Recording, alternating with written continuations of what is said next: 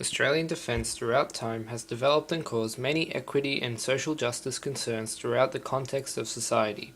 However, due to Australian defence in and outside of Australia, people were experiencing new changes to their stereotypical lifestyles, particularly women. Social justice issues included poverty and conscription ideals. The social justice issue of poverty due to defence was primarily noticed during the time of the Vietnam War in 1962, in which Australia was prompted into fighting the communism spread across Asia. Due to this war, South Vietnam was left in a devastating state. Many families were left without homes and shelters, resources and necessities were narrow, and many people had to find small jobs to make a living to survive. Additionally, many people were forced to find work just as to provide clothes and food for the soldiers to earn money. For instance, in World War I, many people were creating sweaters and clothes for the troops. Another social justice concern, which was a consequence of defence in Australia, was the prompting of conscription to the young males within Australian society. Particularly during World War I, young Australian men were more or less forced to go into war to assist in the defence Australia was providing. This became a large issue for Australian society, as many innocent Australian people were being killed due to the injustice of war. Hence, many protests and campaigns were brought up to address this social justice concern. Lastly, although all that has been said seems to be negative, a major equality change due to the Australian defence was the apparent change in the role of women to Australia. During World War II in particular, women entered the wars not only as nurses and medical aides, but some became members of areas such as air forces and armies. This significantly altered the way society viewed women within Australia and other countries, thus providing greater equality across all areas. The Australian Defence Force. Cultural benefits. The Australian Defence Force has been involved in peacekeeping operations in a number of countries, including East Timor, Cambodia, and Indonesia, to make a few, and in so doing has increased the security for Australia, as nations with links in defence should help each other in times of turmoil. By working with other countries, the threat of terrorism is reduced.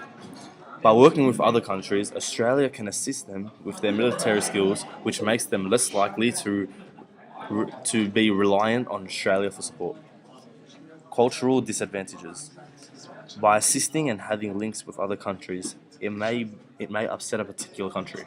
For example, China maintains that Taiwan is a part of its country, although Taiwan believes they are independent from China. If trouble were to occur and China or Taiwan required the assistance of Australia, it would be a difficult decision for Australia, as America has said that it would defend Taiwan against China. China and America both have strong links with Australia. By assisting one country, it may upset another country and cause the threat of terrorism. Economic benefits. The Australian Defence Force provides jobs and training to Australians. At the current time, it employs just over 80,000 personnel. This as permanent, reserve, active, and other requirements. The Australian Defence Force provides their personnel and training in a diversity of fields so that they are able to use their experience once their service with the ADF has been completed, and are able to easily find employment.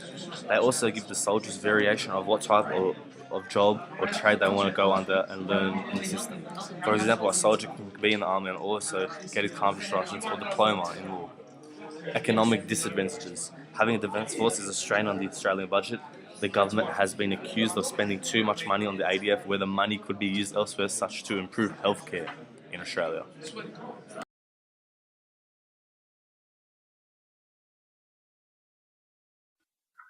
Australia has had many military ties with countries in the global community, including the ANZUS Treaty, which was a military alliance between Australia, New Zealand, and the United States. The treaty will mean that if anything threatening happens in the Pacific Ocean area, the ANZUS will stand by each other. The Southeast Asia Treaty Organization (CETA) was a collective defense organization that was aimed at stopping the spread of communism gains in Southeast Asia. CETA was established on the 8th of September 1954 and involved the countries Australia, France, New Zealand, Pakistan, the Philippines, Thailand, the United Kingdom, and the United States of America. One of Australia's most important historical alliances is the Australian and New Zealand Army Corps, ANZAC.